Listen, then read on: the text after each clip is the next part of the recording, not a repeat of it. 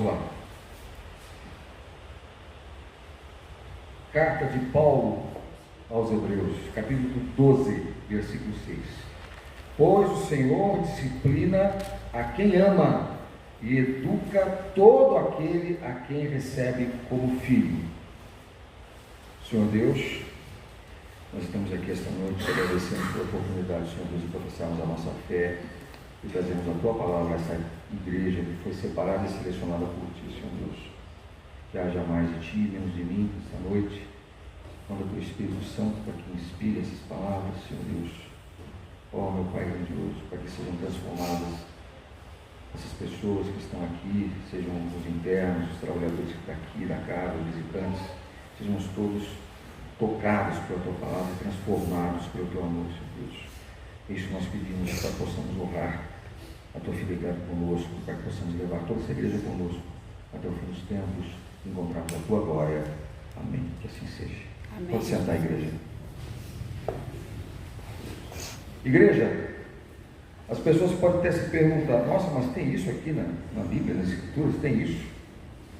O Senhor disciplina a quem ama e educa todo aquele a quem recebe como filho. No contexto, nós estamos na carta de Hebreus, e Paulo ainda fala com a igreja, procura estabelecer, corrigir algumas coisas nas igrejas. Esse é o trabalho de Paulo. E aqui ele ficou sabendo, como em tantos outros lugares do mundo, não só naquela igreja, que as pessoas muitas vezes estão cansadas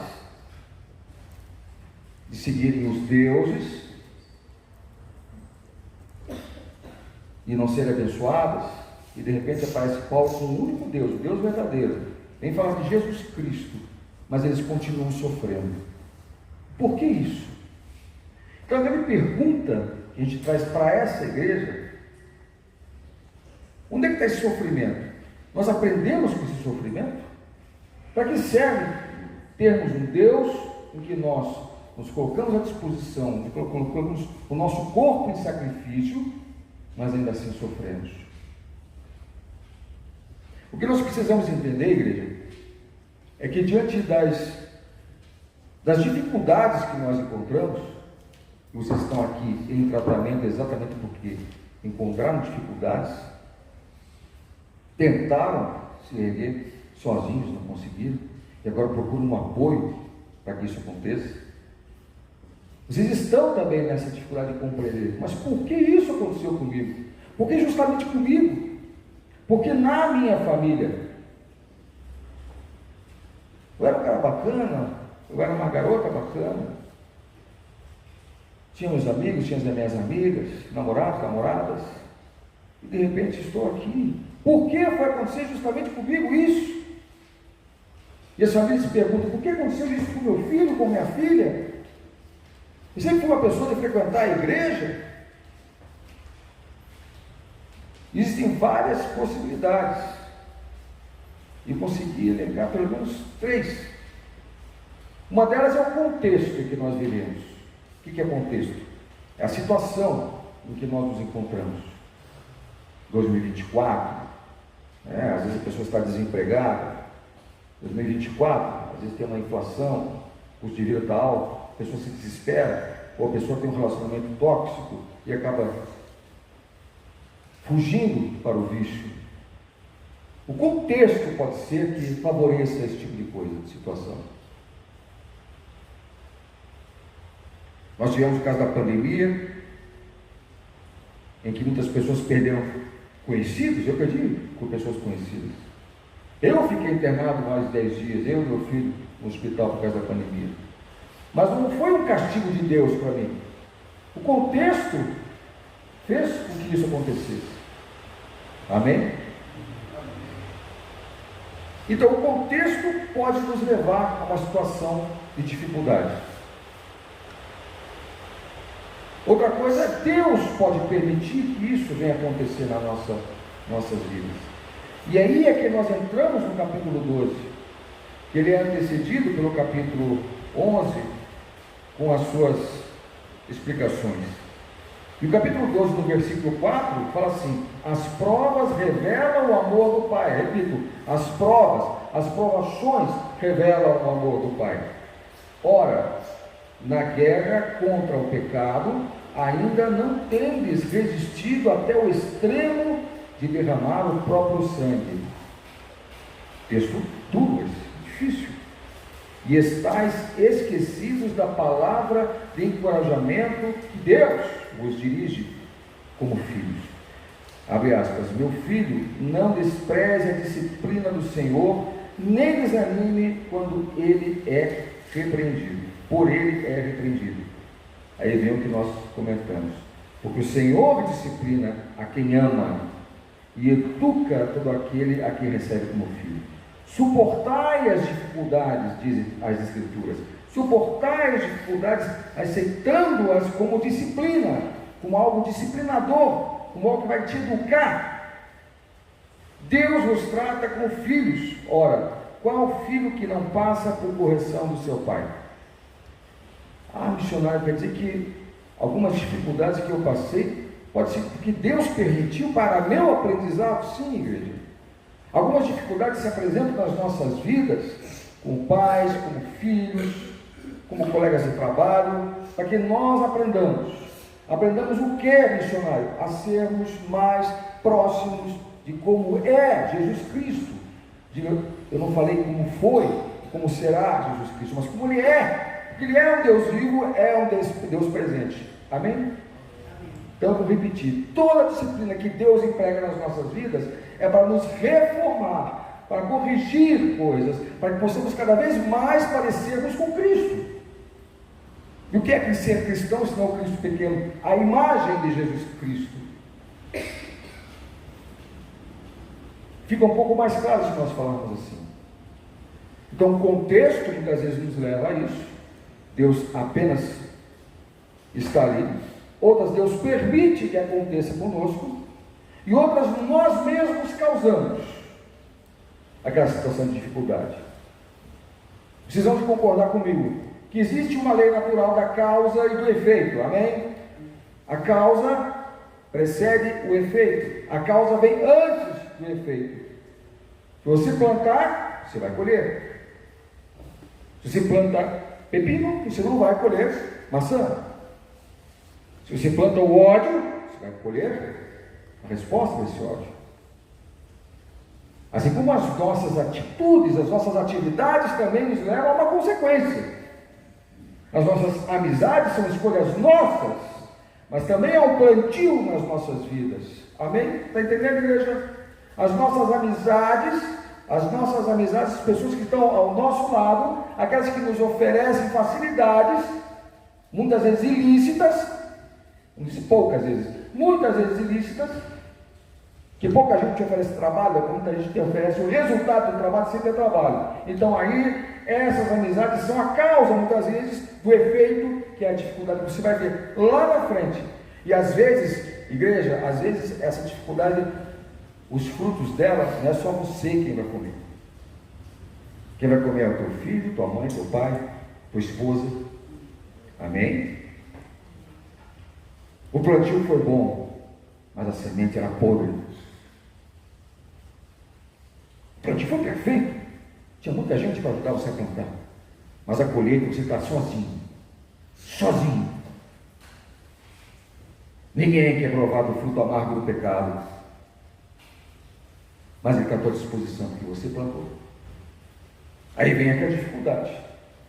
Poxa, mas não podia ser diferente? Não, a partir do momento que você tem livre-arbítrio, igreja, você pode plantar o que você quiser. Mas também a colheita vai ser obrigatória.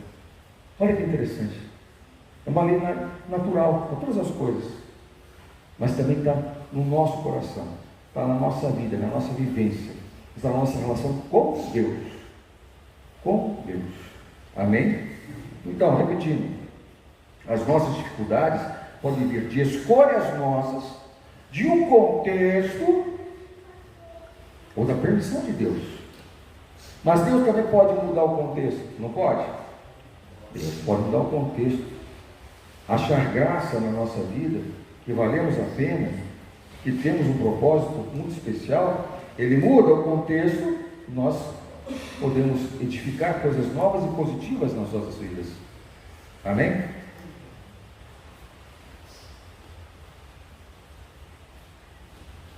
Então, primeiramente, nós temos que concordar que existe essa lei natural de causa e efeito. Para a humanidade não é diferente. Segundo, que Deus permite eventualmente que soframos para nosso aprendizado, como está em Hebreus 12:6. E terceiro, o contexto. A nossa vulnerabilidade, a nossa fraqueza pode contribuir para que nós também estejamos sofrendo. Mas o sofrimento, presta atenção, igreja, pode trazer crescimento espiritual. Lá em Romanos, capítulo 5, versículo 3, Paulo, o mesmo autor da carta aos Hebreus, escreve, vamos lá, Romanos, capítulo 3, versículo 3, 4. E não somente isso, mas também nos alegremos das tribulações, sabendo que a tribulação produz perseverança, que a perseverança traz o que? A experiência, e que a experiência nos traz a esperança. Porque é difícil você ter uma experiência muito difícil na sua vida, uma dificuldade muito grande, e aquilo não mudar alguma coisa na tua percepção da tua vida. Quantas vezes a gente está tendo uma vida meio desregrada, de repente um filho seu adoece, e você pensa, mas o que foi que eu fiz que eu não estava próximo do meu filho naquele momento? Você começa a refletir, repensar a sua vida. Experiências ruins servem para que nós possamos repensar as nossas vidas, nos arrependermos e mudar a trajetória. Nós temos esse direito, e Deus nos dá essa oportunidade. Deus muda o contexto, na hora certa, no momento certo, para que nós possamos evoluir espiritualmente, nos aproximarmos da figura de Cristo, nos termos aquela intimidade com a videira verdadeira que nós já falamos, para que possamos adorar o Deus da arca e não a arca de Deus, para que nós tenhamos uma vida mais cristã. Então é difícil que uma experiência terrível não mude alguma coisa na pessoa. E nós talvez conheçamos pessoas que passaram por tragédias familiares e mesmo assim não mudaram. Nós conhecemos pessoas assim. Faleceu um pai, uma mãe, acidentou um filho, levou um tiro, não sei de quem, tal. A pessoa, não, eu vou mudar e acaba não mudando. Mas Deus está ali para permitir que a tua vida, por vezes, aconteça mais de uma vez. Nossa, então isso está acontecendo comigo? É porque Deus tem um propósito para vocês, igreja. Deus tem um propósito. E o propósito não é moer vocês, mas reconstruir essas pessoas que Ele quer que façam algo muito especial. Muito especial. Você tem que ter essa percepção. Muitas vezes a pessoa entra aqui triste, combalida, e não tem a mesma perspectiva que vai fazer quando sair daqui. Você tem que pensar que você está aqui porque foi selecionado e separado por Deus. Glória a Deus. Para uma oportunidade que talvez seja única. Embora tenha umas pessoas que venham 2 ou 3, 4 internações aqui, e é normal, às vezes a pessoa cai mesmo, mas tem que ter um vigor na mente, tem que ter foco na mudança e na transformação aqui dentro e lá fora, porque senão Deus vai continuar permitindo que as coisas aconteçam na sua vida. O contexto está mesmo lá fora mudando, toda hora muda o contexto. Já estão falando de uma próxima pandemia, uma tal Gamepox, e as coisas vão continuar acontecendo e você vai ficar parado. Cadê a sua dinâmica? Cadê a sua mudança mental? Cadê a sua crença? Cadê a sua fé? A sua esperança onde está? Aleluia! Glória a Deus, aleluia, Jesus. É isso que você tem que trabalhar durante as dificuldades. Você tem que trabalhar a oportunidade que está sendo dada para você. Amém, igreja? 2 observações que eu quero fazer aqui para vocês. Muitas vezes as pessoas murmuram durante a dificuldade. Vou dizer assim, não vou murmurar, não é normal. Mas não dá para insistir nisso como se fosse resolver a sua vida. Vou repetir. Tem vezes que fala para o irmão, fala, tem gente que fala na igreja, tem gente que fala para as pessoas que não vão resolver o seu problema, não tem qualquer capacidade, competência ou autoridade para resolver o seu problema. E você revela todos os seus problemas, as suas dificuldades para essa pessoa, quando na verdade você tem alguém próximo de você, alguém que criou tudo, um poder imenso, que é Deus, que mandou seu Filho, ele foi crucificado pelos nossos pecados, aqui você deve colocar aos pés desta cruz os seus problemas, criar uma aliança e buscar sempre o que há de possibilidade positiva para você crescer, recuperar o que você perdeu e ganhar coisas novas para a sua vida. Você está perto de Jesus, talvez não entenda o que eu vou falar agora. Não é o momento de ter humildade. Você está perto de Jesus, você tem que alçar voos grandes, porque Ele está junto com você. Amém? Ele é a proteção que você precisa. É Ele que recebe você ao final de toda essa jornada. É Ele que tem o poder. Não são esses talismãs que eles vendem, não são estátuas, não são palavras e canções que as pessoas criam. Joga para o universo e o universo te responde. Para com isso.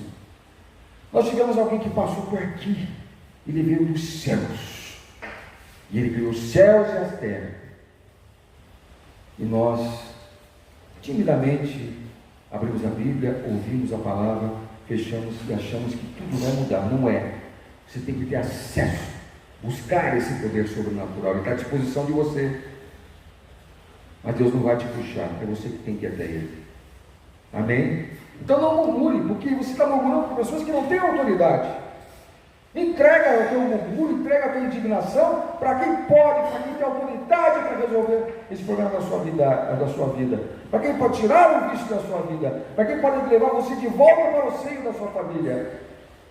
Aleluia, Jesus. Porque você fala para terceiros que nada pode, não, mas ele é uma pessoa santa, não, mas ele é uma pessoa que pode resolver. Não pode. O único que pode é Jesus Cristo.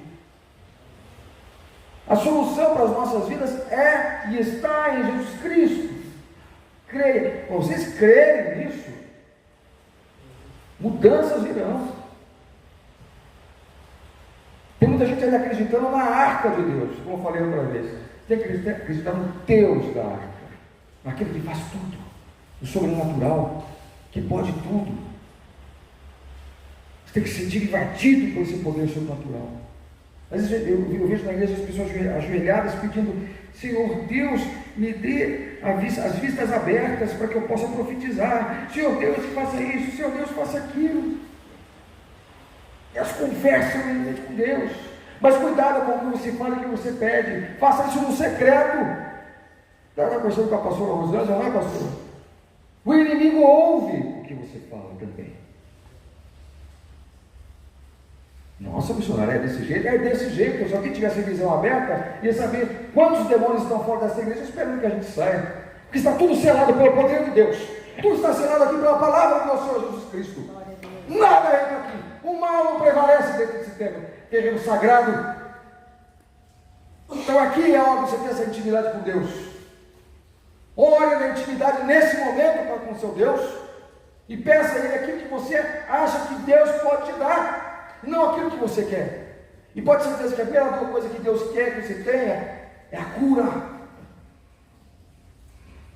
Mas Ele pede tão grandemente que você tenha intimidade e fé nele.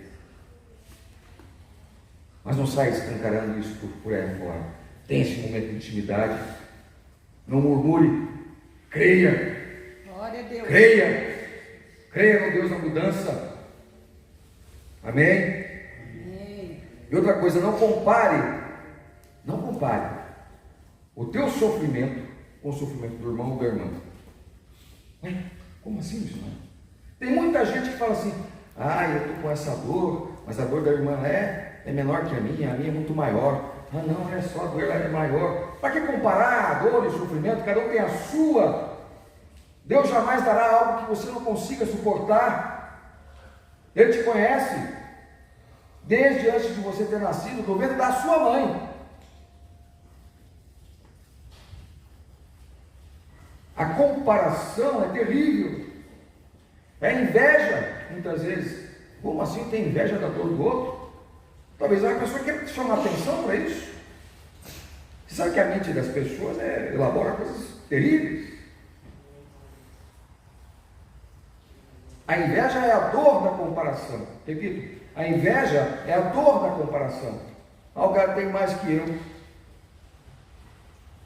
É tão difícil você ser grato pelo que você tem, na justa medida que Deus te concedeu. Você podia até ter menos. Ah, mas eu vejo lá o pessoal aí com Mustang, com isso, com aquilo.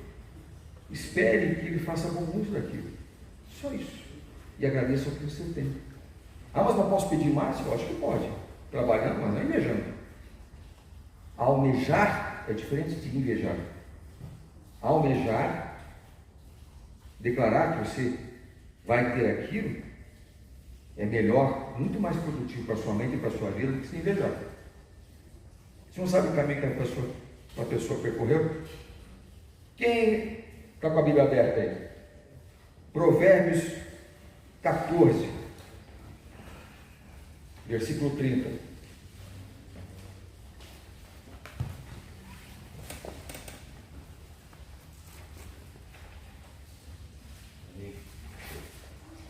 Pode dizer, irmão. O coração com saúde é a vida de carne, mas a inveja é a podridão dos ossos. A inveja é a podridão dos ossos. Nós começamos a falar sobre dificuldade e sobre aprendizado e ouvimos isso, que a inveja é a podridão dos ossos. Mas antes ele fala que o quê? Que a carne? O coração com saúde é a vida da carne. O coração com saúde é a vida da carne. Mas a inveja é a podridão dos ossos.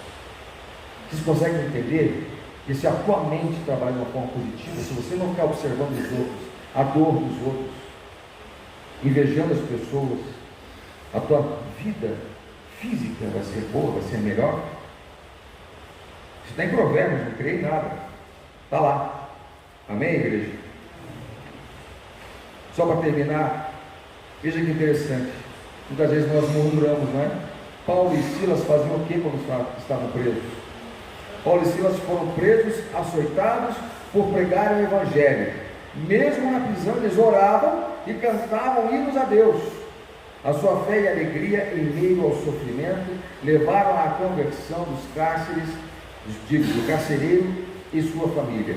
Este evento é relatado em Atos 16, 25 e 34, mostrando como o sofrimento pode ser uma oportunidade para testemunhar a fé e trazer outros a Cristo. Encerro dizendo: a tua superação das tuas dificuldades vão ser testemunho da tua fé, da tua crença, do teu poder de superação para muitas outras pessoas. Então, você vai fazer não só bem para você, mas para outras pessoas. Amém? Vamos agradecer ao Senhor Jesus Cristo, dando palmas a Ele. Obrigado, Senhor, por essa oportunidade. Aleluia, Senhor. Pastor, você quer comentar alguma coisa, pastor? Não? Nós somos pescadores de almas. Amém? Se alguém não aceitou nosso Senhor Jesus Cristo como seu único suficiente Salvador, pode descer aqui. Nós declinaremos o nome da pessoa, pediremos a Deus que escreva o seu nome no livro da vida, que os seus pecados caiam no mar do esquecimento, para que se viva uma vida santa. Amém? Alguém quer? Não quer? Pastor?